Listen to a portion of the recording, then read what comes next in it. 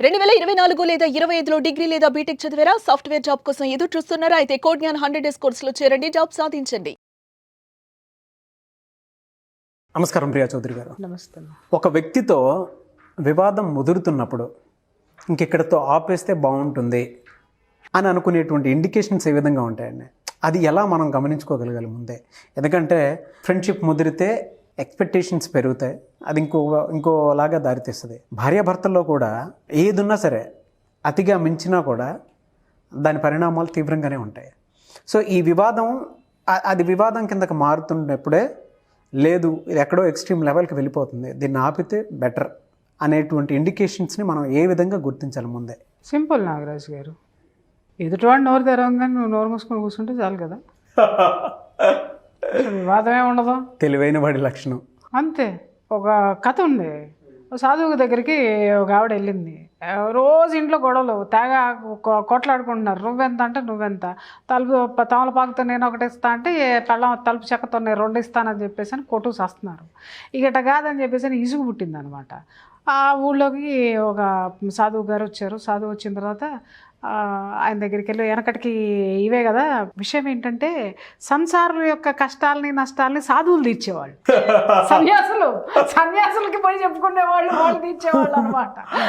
ఓర్పుని ఓపికనే. సరే అని చెప్పి పాపం ఆ సన్యాసికి పోయి చెప్పుకుంది ఆవిడ. నా ఇంట్లో బాగా గొడవలు జరుగుతున్నాయి, ఏం చేయాలో నాకు అర్థం కావట్లేదు అని అంటే, వెరీ సింపుల్ అమ్మ అని చెప్పేసి అని పొట్లం ఇచ్చి, ఆ పొట్లంలో ఇంత విభూది వేసి పొట్లం కట్టి చేతికి ఇచ్చి, ఏం లేదమ్మా, మీ ఆయన గొడవ మొదలు పెట్టంగానే ఈ విభూది నోట్లో వేసుకుని మీ ఆయన బయటికి వెళ్ళిపోయేదాకా నోరు తెరవమాక, మంత్రంలాగా పనిచేస్తుంది అని చెప్పి. ఇదే మంత్రం అని చెప్పాడంట. అనగానే, స్వామి అసలు మా ఆయన నోరు మూసేస్తాడా ఇది నేను వేసుకోగానే అంటే, ఇది వేసుకొని నోరు తెరవడం అనేది చేయకు, తెరిచావు దీని పవర్ పోతుంది, తెరిచావంటే దీని పవర్ పోతుంది. చూడు 3 రోజులు నువ్వు నేను చెప్పింది వింటే ఎంత అద్భుతంగా విభూతి పనిచేస్తుందో చూడు, ఈ మా తంత్రం ఎంత బాగా పనిచేస్తుందో చూడు, ఇదే నేను నీకు ఇచ్చే తంత్రం పో అన్నాడు. అనగానే ఆవిడ ఇంకేముంది అబ్బా అని అసలు నా మీద ప్రేమతోటి అసలు ఈ రోజు నుంచి గొడవలే పోతాయి, ఎందుకు వచ్చింది, నేను అసలు మా ఆయన మీద కసి తీర్చుకుంటాను, తంత్రంతో మా ఆయన్ని లొంగ తీసుకుంటానని చెప్పాడు కదా. ఆయన ఆ మాట కూడా చెప్తాడు, మీ ఆయన నీ లొంగి ఉంటాడు చూడు అని చెప్పేసి అని.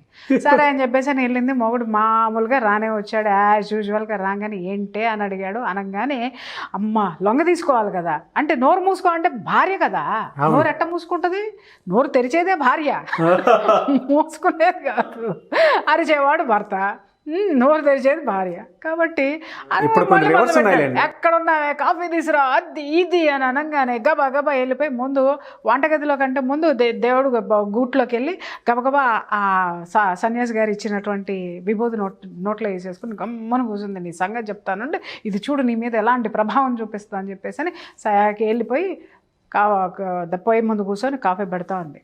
మొగుడు వచ్చాడని తెలీదా, అది లేదా ఇది లేదా, డామ్ డూమ్ డుస్క్ అని చెప్పేసి అరిచి అరిచి అరిచి అరుస్తానే ఉన్నాడు. ఈవిడ ఏంటిది అయ్యగారి మంత్రం పనిచేస్తుందా పనిచేస్తుందా పనిచేస్తుందా, ఈవిడకు లోపల కోపం వస్తూ ఉంది. కానీ ఆయన ఏం చెప్పాడు, 3 రోజులు 3 రోజులు అసలు నువ్వు నోరు తెరవద్దు, ఆ తర్వాత చూడు నీ కాళ్ళ దగ్గర ఉంటాడని చెప్పాడు.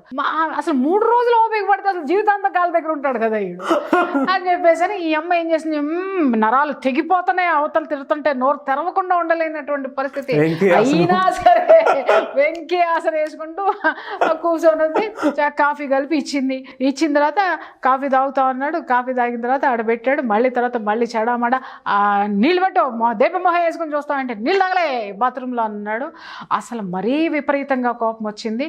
అయినా సరే ఓర్చుకుంది, వెళ్ళి నీళ్లు పెట్టింది, అన్నీ అయిపోయినాయి. చక్కగా గుడ్డలు అక్కడ పెట్టింది. బయటికి పోతున్నా, ఎప్పుడు వస్తానని మాత్రం అనమాక, వచ్చిన తర్వాత ఒక్క మాట మాట్లాడడం మర్యాదగా ఉండదని అన్నాడు. అనగానే గబాల్ని ఏదో మాట్లాడిపోయింది, చేతికి తుండేపోయింది, అది కింద పడింది, లాగిపెట్టి ఒకటి కొట్టాడు. ఈ ఈవిడికి ఇక అసలు లోపల నుంచి కాళికాదేవి బయటకు వచ్చేసింది. కానీ సన్యాసి లోపల విభూతి రూపంలో తంత్రం ఇచ్చాడు కదా, ఆ విభూతి ఇవ్వగానే కాళికాదేవి లోపల మాయమైపోయింది అనమాట. అలాగే నుంచొని కూర్చోరంతే, దవడ మీద ఒక్కడు పీకాడు, వెళ్ళిపోయాడు బయటికి. వెళ్ళిపోయిన తర్వాత పాపం అయ్యగారు బయటికి వెళ్ళారు, పంచాయతీలో కూర్చొని ఉన్న కాడి నుంచి ఈయనకి ఇంటి మీదే జాస వెళ్ళిపోయింది. అరే దీన్ని ఇన్ని తిట్టాను, ఒక్క నోరెత్తలేదు, అనవసరంగా కొట్టొచ్చాను దీన్ని, రోజు చేయి చేసుకుంటున్నానే నేను, ఇదే ఒక్క నోరు కూడా ఎత్తలేదు, పిచ్చిముండా ఇన్ని అరుపులు అరిసి వచ్చానే, ఒక్క మాట అన్నా నన్ను మాట్లాడలేదు. ఎందుకంటే రోజు తిరిగి ఈయన తవలపాకులు ఎత్తే ఆవిడ తలుపు చెక్కతో ఇచ్చేది కదా, అందుకని అరే ఈ తలుపు చెక్కతో ఇచ్చినా కూడా తవలపాకుతో కూడా ఇవ్వలేదు.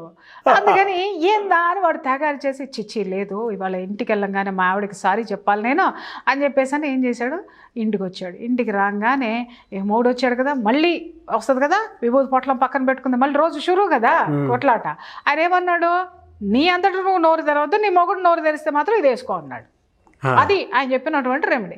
అనగానే తలుపు తీసింది. తలుపు తీయగానే ఎందుకన్నా మంచిదిలే ఏమన్నా అంటాడు నా నోరు వస్తాను, ముందే విభూతి నోట వేసుకొని ఉంచుంది. నించొని తలుపు తీసింది. తలుపు తీయగానే లోపల రాగానే ఎరా అన్నం తిన్నావా అని అడిగాడు. అనగానే ఒక్కసారి గుండె జల్లుమంది అనమాట భార్యకి. అరే రోజునేమో ఏమే దరిద్రపుండా అన్నం పెట్టవా, దెబ్బ మొహం వేసుకుని చూస్తున్నావు, అది ఇది డామ్ డూమ్ డూసుకొని ఈగో చూపించేవాడు, యారా నీకు అన్నం పెట్టాలో వండింది కాక తింటే తిని ఉంటే అని చెప్పేసి ఈవిడ వేసుకునేది గొడవ. ఏం జరగలేదని ఎరా అన్నం తిన్నావా అని అనగానే అమ్మా సాధువు గారు ఇచ్చినటువంటి విభూద మజాక ఎంత పని చేసిందని ఇలా అందనమాట. అనగానే రారా తిందాం అని చెప్పి కూర్చోపెట్టుకొని ఒకే పళ్ళలో కలిపి భార్యకి భోజనం పెట్టాడు. ఎంత మానసికంగా ఎంత ఎలా గాల్లోకి ఆవిడ అలా లేచిందనమాట. ఆ విభూది అలా లేపింది ఆవిడ గాల్లోకి మనస్సుతో సహా అనమాట. అసలు అలా మేఘాల్లో తేలిపోయింది ఆవిడ. అక్కడేమన్నా కూర్చుందో అక్కడి నుంచి మేఘాల్లోకి వెళ్ళింది. ఆ భర్త ప్రేమను తట్టుకోలేకపోయింది, తట్టుకుని ఎంజాయ్ చేసింది. ఆ తర్వాత మళ్ళీ అబ్బా ఒక్క రోజుకే ఇంత పని చేసిందా అని చెప్పి మరుసటి రోజు ఏం చేసింది, బ్రష్ చేసుకోగానే ముందు ఆ విభూతిని ఒట్ట వేసుకుని కూర్చుంది. ఆ తర్వాత మళ్ళీ యాజ్ ఇట్ ఈస్గా ఆయన మాట్లాడదలుచుకునే మాట్లాడాడు. ఈవిడ నోరెత్తలేదు, ఎందుకంటే నోరు తెరవద్దు, మంత్రం పోతుంది, తంత్రం మహిమ పోతుంది, విభూతి మహిమ పోతుంది, ఆయన చేసినటువంటి ఇది పోతుంది కాబట్టి నోరెత్తలేదు. అది సెకండ్ డే కూడా అదే జరిగింది, అదే కొట్లాట జరిగింది, ఆయన అదే మాట్లాడాడు. కాకపోతే మొదటి రోజు జరిగిన ఉధృతి కంటే కొంచెం తక్కువ జరిగింది. మళ్ళీ ఈయన బయటికి వెళ్ళాడు, మళ్ళీ నలుగురితో ముచ్చట్లు పెట్టుకున్నాడు. 2 రోజులు ఆ రోజు సాటర్డే వీకెండ్ కదా, ఎప్పుడు కూడా సారాయి అంగడికి వెళ్ళేటోడు, అంగడికి వెళ్ళినాడు. వద్దులే మా ఆవిడకి తాగడం ఇష్టం లేదు కదా, ఇవాళ తాగద్దులే అని చెప్పి తాగల, సైలెంట్గా ఇంటికి వచ్చాడు. ఇంటికి రాగానే ఈవిడికి మొగుడు వచ్చాడు, సారాయి వాసన వస్తుంది. సారాయి వాసన వచ్చిందంటే దీనికి కోపం వస్తుంది, అది అసలు పడదు, ఏం చేయాలి, ఎందుకన్నా మంచిదని తలుపు కొట్టంగానే మళ్ళీ విభూతి నోట వేసుకుని కూర్చొని తలుపు తీయంగానే మల్లెపూలు పట్టుకొని వచ్చాడు. అని ఎంత బాగుంటారు, సారాయి వాసన వచ్చే భర్త దగ్గర మల్లెపూలు వచ్చినాయి. అనగానే ఆవిడ ఏం చేసింది, మల్లెపూలు తీసుకోవడం మానేసి మొగుడు వాసన చూసింది. సారాయి వాసన రాలేదు, చేతిలో జేబులో నుంచి తీసి మల్లెపూలు చెండు పెట్టాడు. ఆనందం పూలల్లో తేలింది. అదే పువ్వు మల్లెపూల లెక్క ఆవిడ చాలా మనసు తేలిపోయింది అన్నమాట, సువాసనలతో నిండిపోయింది. అద్భుతంగా ఉంది. సన్యాసి గారికి అసలు శతకోటి దండాలు, అనంతకోటి కృతజ్ఞతలు చెప్పేసుకుంది. హ్యాపీగా గడిచిపోయింది. మూడో రోజు కూడా అబ్బా ఎంత బాగుంది, మూడో రోజు కూడా ఇదే చేద్దామని చెప్పేసి మళ్ళీ వేసుకుంది. మళ్ళీ బ్రష్ చేసుకోగానే ఈసారి ఏం చేసింది, బ్రష్ చేసుకుంది. స్నానం చేసిన తర్వాత ఆయన మాట్లాడడం మానేయలేదు కదా, అమ్మో ఎందుకన్నా మంచిది నాలో ఆవేశం వచ్చుద్దామని చెప్పి స్నానం చేసిన తర్వాత వేసుకుంది. లేదు విభూతి కాస్త పెట్టుకుంది, మొహాన్ని పెట్టుకుంది, ఇంకొంచెం నోట వేసుకొని కూర్చుంది. సరే మొగుడు ఆఫీస్కి పోతూ రోజు ఏం చేస్తావు, చచ్చిన సాయంత్రం ఎన్నింటికి వస్తావు అని అడిగి, ఈవిడ ఎన్నింటికి వస్తావు అని అడిగేది. అడగగానే నా ఇష్టం, నేను మగాడిని అడుగుతావా అని ఈయన అడిగేవాడు. వస్తారా సస్తే చావు, పెళ్ళాన్ని ఆ మాత్రం అడగలేనా, నా హక్కులు నాకుంటాయని ఈవిడ ఈ హక్కులు బాధ్యతల గురించి ఈవిడ అడిగింది. అలాంటిది ఆవిడ అలా ద్వారం దగ్గర రాగానే సాయంత్రం త్వరగా వస్తాని అని చెప్పాడు అనమాట. మూడో రోజు ఎంత ఇది తవీజ్ మహిమ, విభూతి మహిమ, ఆవిడ వండర్స్ అనమాట. ఎంత వండర్ఫుల్గా ఉంది అసలు ఇది.